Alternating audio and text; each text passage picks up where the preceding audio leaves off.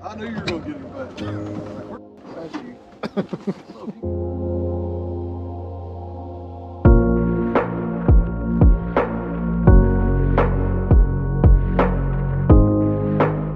Cherokee Lake this week, you know, not one of my favorite lakes, not gonna lie. You know, this trip was bound to be different. You know, I feel like as anglers, Mike and I have grown a lot the last couple of years, you know, in learning how to adapt as the day changes, the weather changes, you know, and somehow round up 5 fish. You know, this trip to Cherokee was purely a junk fishing trip. We started out in the morning, you know, we had some success on a chatterbait. We had been up this particular creek a previous day, and in practice we found that there were a lot of shad, but you know, also seemed to be quite a few bass, you know, rolling over on those shad. You know, we come back Saturday morning, and third or fourth cast in, you know, we catch that ugly looking 15.5-inch fish. The fish had, you know, definitely something wrong with it. It's slime coat. It probably didn't even need to go back in the lake. And you know, that ended up being the smallest fish in our bag. We only happened to catch 5 keepers, but you know, bluebird skies, I felt like Cherokee was fishing tough. We really felt like if we had 5 fish, you know, by the end of the day we would have a chance. You know, so Mike and I go on up our creek, and Mike hooks keeper number 2, solid 2-pound fish. Oh, there's a water bottle in there.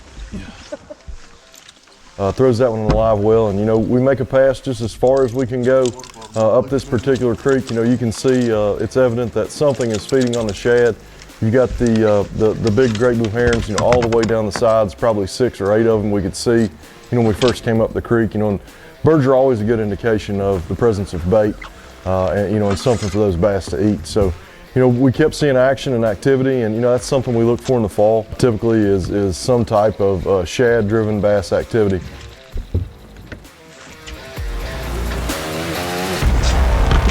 You know, for me, the chatterbait is something I threw almost exclusively Friday, threw it a little bit more Saturday, and you know, as the bluebird skies got on us, and you know, the bite got a little tougher with that EKYTT trailer, Scottsboro swim bait trailer, or even the old Bastrix 3.5. You know, in my opinion, that swim bait makes the chatterbait just a little more, you know, conducive to those strikes. You know, when you see that bait shimmer, it looks just like the shad that those bass are feeding on.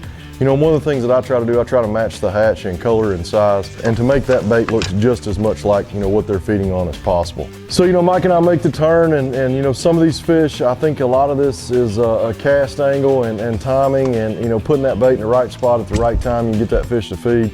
You know, Mike and I are coming back down the creek here, and we ended up making a couple passes throughout the day, you know, in this particular area. But when we're coming back down on our first pass, you know, I throw in and I hook a 3.5-pound fish. We're rocking. Pace we asked for. You know, ended up, I think, weighing 355, maybe the second biggest fish on the day, something like that. But nonetheless, you know, a quality fish, and the type of fish in the fall, you know, if you can get a couple of those, you got a real good chance to win. Hell yeah, let's go, man. Let's go. He smoked that thing. But about mid-morning, you know, our bite kind of dried up. You know, as the sun got high, we lost our shade lines, and you know, we felt like the shade was kind of driving that bite. You know, if we could had some clouds or a little more wind, you know, maybe that bite would have sustained itself.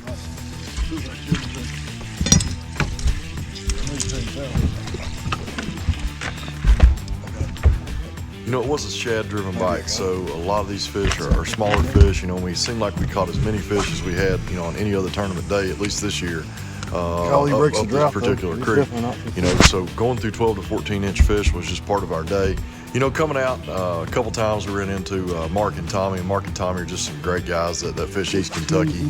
They saw we were on a little something, and you know, they gave us more than enough space. And you know, they didn't have to do that. They didn't have to be that respectful of our space. But you know, I think that's one of the things that makes the East Kentucky Tournament Trail just a little bit different. You know, we got a bunch of great dudes that fish this trail. You know, I treat people how they treat me, and if you're going to be this good to me and this courteous, then I'm at least going to be the same to you.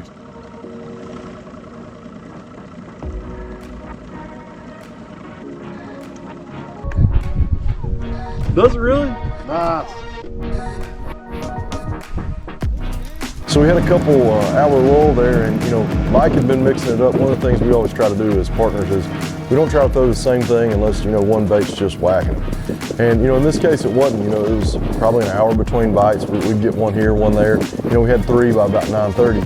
But really grinding out those last 2 bites was tough. It seems for us though that the one constant performer in the afternoons, whether it's Douglas Lake or Cherokee Lake, you know, for us, we always end up throwing a jig in the afternoon. You guys have heard me make jokes here before. You know, jig's not my favorite way to fish, but for whatever reason, in the afternoon, that seems to be our most successful way, whether it be Douglas or Cherokee, to catch fish, is on an old blue-black jig, you know, and that's something Mike went to in the afternoon. You know, like I said, it was purely a junk fishing day, and, you know, Mike was able to pick up a couple more, you know, 2 1/4, 2.5 pound fish to finish us off. You know, we were excited to have 11 pounds, 11.13 pounds, I think was what our bag of fish weighed. And, you know, for us, that was a new personal best on Cherokee, so we're pretty excited about that. You know, we really feel like every time, you know, it's a competition for us against ourselves. We're just trying to get a little better and learn from our mistakes, you know. And Come on, baby. Be there.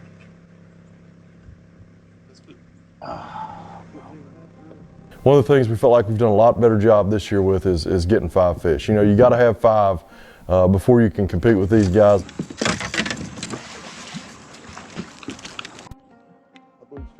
You know, another great trip. Found a new love for Cherokee Lake. Hasn't always been my favorite, but this trip may have changed my mind, my opinion. Come on, be 50.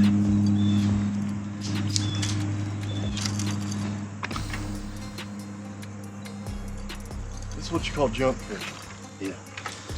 What's going on everything?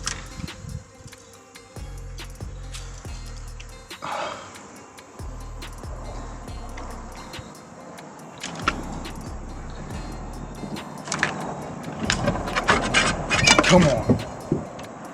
Come on.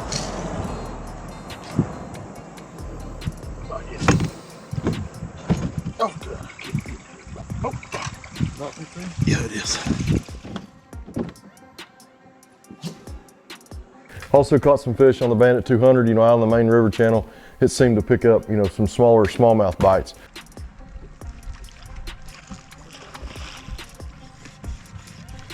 You know, it's amazing how hard the smallmouth fight. You know, as soon as you hook up, you can often tell, you know, it's a brown fish. And, you know, in this case, you know, this guy's probably 15, 16 inches long. Of course, they have to be 18 at this time of year to keep them on Cherokee. But nonetheless, this little sucker had some fire, and, you know, it was fun to catch him. But, you know, throughout the afternoon, we tried to upgrade, you know, that first fish that we put in the well. But,